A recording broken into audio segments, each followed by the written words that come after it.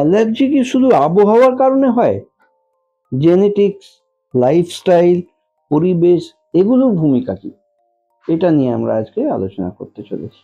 নমস্কার, আমি doctor Naren Pandey, allergy asthma centre কলকাতার পক্ষ থেকে আপনাদের আমার চ্যানেলে স্বাগত জানাই এবং নতুন দর্শক বন্ধু যারা এসেছে ওনাদের অভিনন্দন জানিয়ে অনুরোধ করব লাইক, সাবস্ক্রাইব, কমেন্ট, শেয়ার করে যেতে। পূর্ণ বন্ধু দর্শক যারা লাইক, সাবস্ক্রাইব, কমেন্ট, শেয়ার করছেন ওনাদের অনেক অনেক ধন্যবাদ।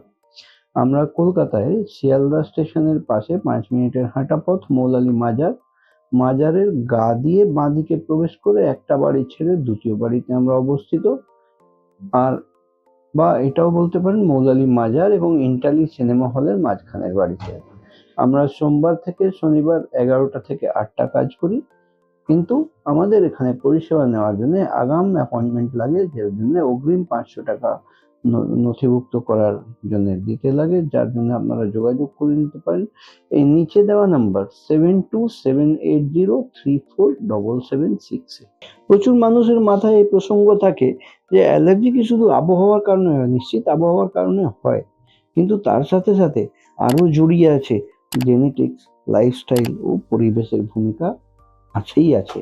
কারণ জেনেটিক্যালি ট্রান্সফার্ড আমরা যেটা অ্যালার্জির পেশেন্ট যেগুলো আমরা দেখি, অ্যালার্জি, অ্যাজমা বা অ্যালার্জিক রাইনাইটিস, হাঁচি, সর্দি, কাশি এগুলো, বা গায়ে দাগড়া হওয়া, চুলকানি হওয়া, আমবাত হওয়া, এই সমস্ত যে রোগীগুলো দেখি তাতে আমরা পাই 60 থেকে 70% মানুষের জেনেটিক্যালি ট্রান্সফার্ড আছে, তাদের পজিটিভ ফ্যামিলি হিস্ট্রি আছে অ্যাটোপির।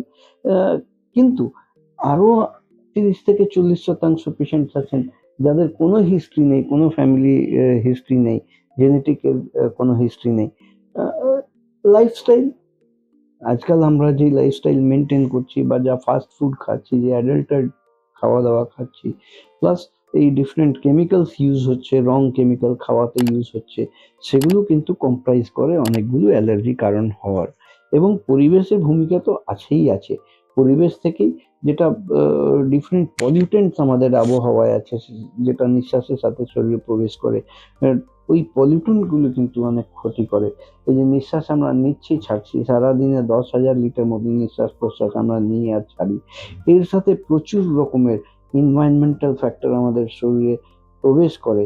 আর এই লাইফস্টাইল ডিসঅর্ডারের জন্য বা জেনেটিক ডিসঅর্ডারের জন্য বা বা আপনার এই ফুডের ফুড হ্যাবিটসের জন্যও কিন্তু শরীরের মেকানিজম এরকম তৈরি হয় যে এই অ্যালার্জেনগুলোকে অ্যাট্রাক্ট করে আর ট্রিগার ফ্যাক্টর তৈরি করে অ্যালার্জিগুলো ক্রিয়েট করে। কিন্তু যাদের অ্যালার্জি হয়ে গেছে তাদের বিষয়, যারা অ্যালার্জি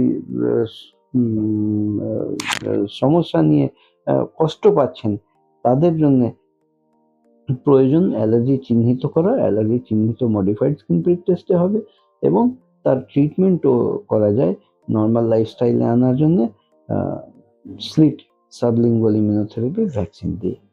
অর্থাৎ এই ট্রিটমেন্টগুলো নিতেই হয় এবং অতি সেফ। আর এই সমস্ত পরিষেবা বা পরামর্শ নেওয়ার জন্য আপনাদের যদি প্রয়োজন থাকে তাহলে এই নিচে দেওয়া নাম্বার 7278034776 কল করে অগ্রিম 500 টাকা অ্যাপয়েন্টমেন্ট ফি জমা করে আপনারা আগের থেকে অ্যাপয়েন্টমেন্ট নিয়ে এসে পরিষেবা নিতে পারেন। আমরা কলকাতায় শিয়ালদা স্টেশনের পাশে 5 মিনিটের হাঁটা পথ মৌলালী মাজার এবং ইন্টালি সিনেমা হলের মাঝখানের বাড়িতে অবস্থিত। অগ্রিম অ্যাপয়েন্টমেন্ট নিলে সমস্ত কিছু বলে দেওয়া হবে। আমরা সোমবার থেকে শনিবার 11টা থেকে রাত 8টা অবধি কাজ করি, কিন্তু অ্যাপয়েন্টমেন্ট স্পেসিফিক কাজ করি। যেই টাইমে আপনাদের অ্যাপয়েন্টমেন্ট দেওয়া সেই টাইমে টাইম টু টাইম সব পেশেন্টের আলাদা আলাদা করে দেখা হয়। আজকের মতন এখানেই শেষ করলাম। আপনারা ভালো থাকুন, সুস্থ থাকুন। আমি doctor Naren Pandey, allergy asthma centre কলকাতার পক্ষ থেকে।